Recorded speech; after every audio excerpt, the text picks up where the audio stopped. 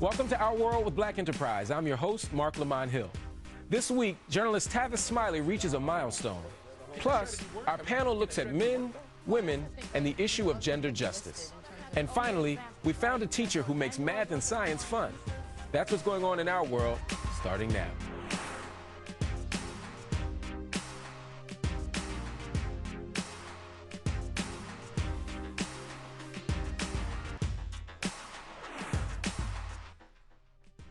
Journalist Tavis Smiley is celebrating 20 years of interviewing some of the world's most influential people. I sat down with the best-selling author at the Studio Museum in Harlem to discuss his life, his new book, and his thoughts on the first black president. First of all, brother, let me congratulate you. You just celebrated your 20th year in media. It's hard for me to imagine that I've been doing this 20 years. I started out as a young aide for the late, great mayor of my city, Los Angeles, Tom Bradley.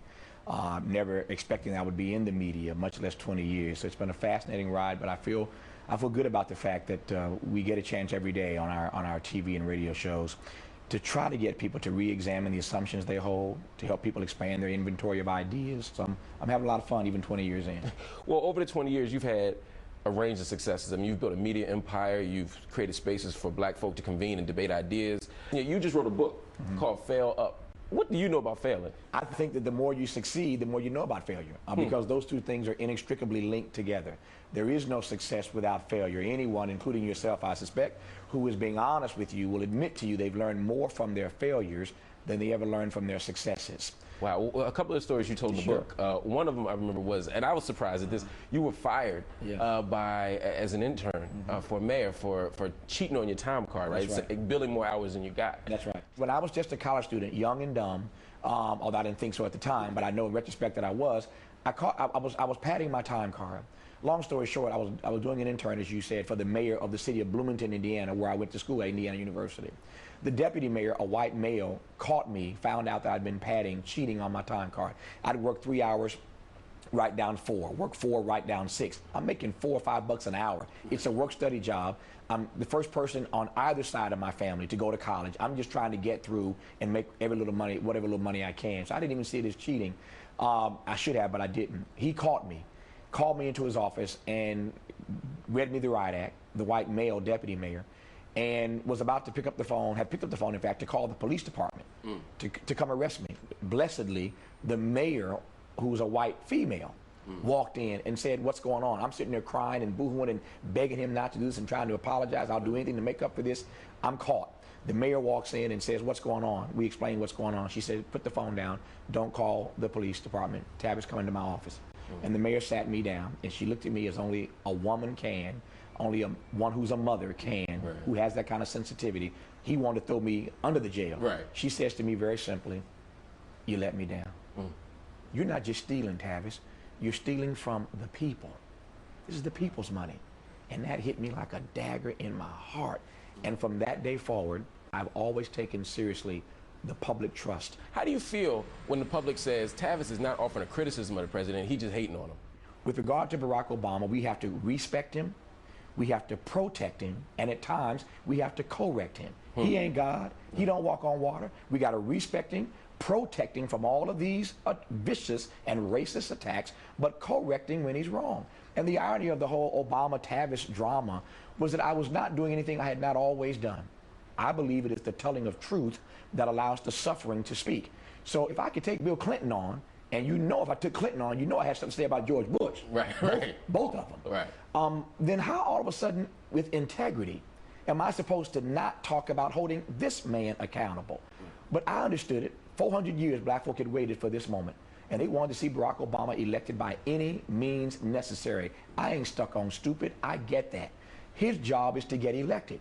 My job was, is, and will always be, as long as I have a voice, in love and respectfully, to hold him accountable to the best interest of black people. And there's a lot of stuff he's done right, but there are other things that we got to hold him accountable for. These wars are wrong.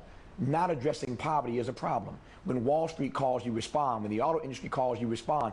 Black folk are double, triple, in some places quadruple the national average on unemployment. And your answer is that a rising tide will lift all boats, and you're afraid to do or say more because you don't want to be accused of being tribal. Well, see, my job is to hold you accountable to the best interest of our people. I want to see him become a great president. But I don't believe that great presidents are born, they're made. You got to push them into their greatness. In other words, there is no Abraham Lincoln if there is no Frederick Douglass pushing him. Right. There is no LBJ if there is no MLK pushing him. I don't want Barack Obama just to become another garden variety politician. I don't want to see him start this Clinton triangulation. I want him to Might be too late for that. Maybe too late for that, exactly. But I want him to be a great president. So this nonsense of me hating on the president, that's ridiculous. Did you ever want to quit? After that? I mean, when you're at that bottom moment, you're demanding these things from the president that you think are principled, and the world is screaming back at you, be quiet, Tavis, you know, just let him win. Did you just want to walk away from all of this? The short answer is this. I say this again with as much humility as I can muster.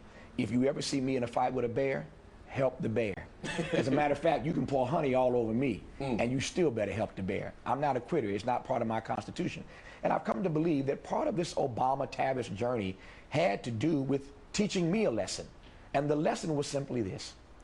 I know you love black people when they love you back, but can you love black people when they don't love you back? That's the test. Can you stand with them when they don't stand with you? When Obama as president is subject to racist attacks, are you going to hold it against him that he has invited you to the White House? That he's talked to Bill O'Reilly and Sean Hannity and Rush Limbaugh's been to the White House, but you've not been invited. Are you going to hold that against him? Or are you going to defend him anyway because what's happening to him is wrong and racist? All this has been a learning experience for me. So in this process, even, I'm learning, I'm growing, I'm developing, I'm becoming stronger as a result of what many perceive to be a failure. And that's why I can write this book now that I couldn't have written years ago, putting all this out there, arguing, I know. I'm a witness. I'm a witness that you can fail your way to the top. I'm still doing it every day. At the beginning of your book, you really talk about this book emerging out of a conversation you had with Dr. Cornel West. My dear and abiding friend. And I want to ask you about that. What does that friendship mean to you, and how have you been able to... The short answer is a great question. Thank you for acknowledging that. And thank you for even noticing that, because we don't do it for people to notice. We just love each other in a deep bond and deep brotherhood. And so in that regard, I'm honored to be on the radio with him, honored to be his friend, honored to be his little brother, honored to hang out with him. But he has been such a rock for me. I am blessed beyond measure. I don't know what I've done in my life to have been blessed enough to be exposed to him in the way that I have been, but it's a beautiful thing, and I thank God for it every day. Wow. What's next? I mean, you've had 20 years of failures, right, which have resulted in a whole bunch of good stuff. Yeah. What is the next 20 years going to look like? Where will Tavis Smiley be? You know you ain't going to be president. No, because I ain't running. I don't want to be. I do know this, that wherever I am 20 years from now, I want to be doing then what I hope to be doing now, and that is the best I can with whatever I have, wherever I am. Every day I wake up, the first thing I do is brush my teeth and wash my face. The second thing I do is take my big boy pill, because I don't know what that day is going to bring me. And the third thing I do is to pray the prayer before I walk out the door. Lord, I hope that in this day, I pray that in this day, I will do something that I can present to you before I go to bed tonight that might not make me feel so ashamed. Up next, will men and women ever be equal? Women don't fare the same as men in workplace, whether it's the jobs women have and women's work being considered less valuable. Women are just seen as lesser than men in our society.